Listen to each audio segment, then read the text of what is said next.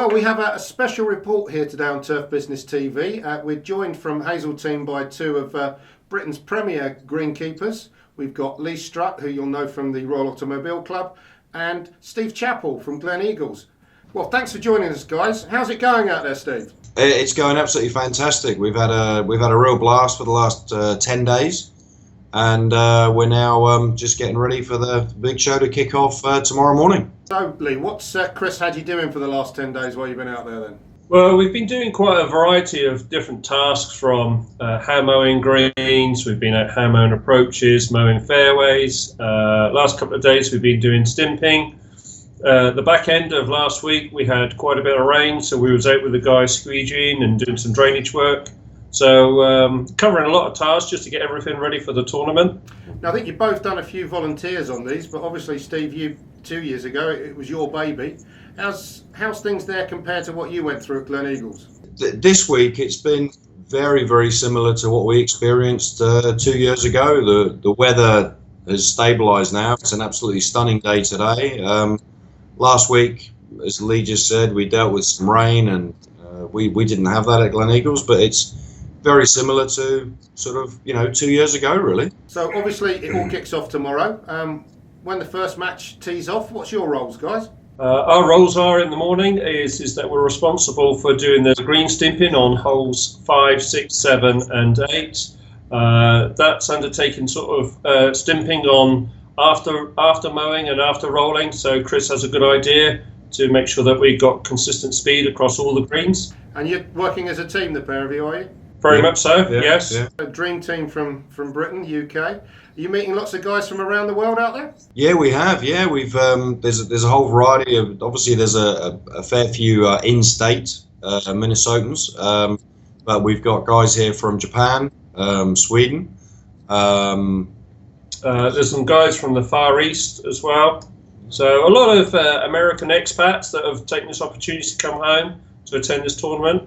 So it's very, very well supported. So are you learning anything from these guys while you're out there then? I think very much so. I mean, I think Chris has a very unique, relaxed style. Everyone's very much focused on what they have to do, but there's no tension, there's no stress. Everyone's very relaxed. There's a good, healthy banter, but everyone's focused on their tasks and really what's expected of them. And Steve, have you managed to give Chris any words of advice on how he might get through the next 3 days? Not so much this week, certainly last week. I think they felt as though the condition of the golf course and the surfaces is very, very good. And I think last week they were kind of stuck in a limbo situation. And it's like, well, we feel as though we should be doing stuff, but we don't actually need to be. And we kind of spoke about that and pretty much just sort of reassured him that, you're absolutely right to be thinking what you're thinking, but by the same token, there's no point doing stuff for the sake of doing it. So, I think it's, without sort of calling it advice, I think there's been actually quite a bit of conversation had and reassurance as much as anything that, you know what, guys, you're in fantastic shape, and everything is set right for what's going to come in the next sort of 72 hours. I think what has been really good, Martin, is the fact that Chris has been able to call on Steve as a sounding board, and I think that gives Chris an extra level of reassurance of what they need to or not need to do, and it's just a great opportunity to have that on tap. Steve, how did you feel when you had a bunch of experts turn up on your turf for 3 or 4 days or a couple of weeks, giving your course the once over? Again, I mean, I think as Lee just said, going back 2 years, it was fantastic that we had people like Jim McKenzie, Lee, obviously a very close friend for a number of years, and he's experienced what we experienced together at Medina. I made sure I had people around me that you could trust. You knew you were going to get an honest opinion from them. If I asked a direct question, I knew I was going to get a direct answer, especially from Lee.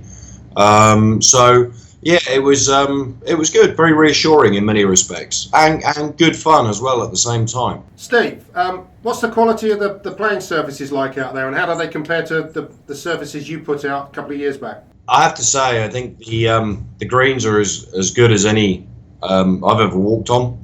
The trueness of the surfaces is fantastic, great density, very, very clean and pure, as we would maybe describe them. Really nice firmness, and so the putting surfaces are great. The actual definition of rough, the rough fringe, the 1.5-inch rough around the greens complexes is as consistent as I've seen on any event I've ever been to. I mean, we were clearly pretty happy with the surfaces we produced in 14 at Gleneagles for the Ryder Cup. You know, I was really delighted with the way the surfaces performed and played.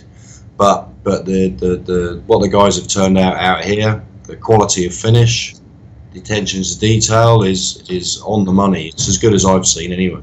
And are you getting any feedback from the players or the captains on that? Not that I've heard or been privy to be honest. Certainly Chris, in the way he addresses the guys in the morning when they do the setup, he's pretty open with his comments, and certainly, you know, he said he speaks with Terry Haig from the PGA of America very regularly, and there's been nothing certainly adverse. And you know, I guess with most things in golf, if you're not hearing anything, you know you're doing the right things. God forbid we get a Celtic Manor. Is there a disaster plan in place if something like that does happen? Well, there's nearly about 150 crew here. So I think that if the heavens did open, there's more than enough people here to cater with squeegeeing and moving water off. It'll probably be more about the issue of crowd control, because very much Minnesota is very much into their sports. The locality have got right behind this whole event. So I think it will be more traffic management and moving people around, but for the playing surfaces there won't be an issue at all. So when it's all over, what do you guys hope to have got out of it then? I think I think one of these things about attending these tournaments is that it makes you realise that there's always something to learn. There might be silly little things that they use here. They use like a double rake system for raking their bunkers, and they make the handles out of just irrigation pipe, to as much as just really watching Chris's approach to man management and actually working with the team and seeing how relaxed and engaged everyone is that, you know, that's one of our key part of our jobs it's more man management than say agronomy. So it's having a different perspective on how someone manages and actually seeing firsthand, you know, the benefits of that. So, you know, that's something very much I'm going to be taking home with me is a different style of management and how I can utilise some of those elements within my own management style. I think within the crew there's a lot of direct ownership.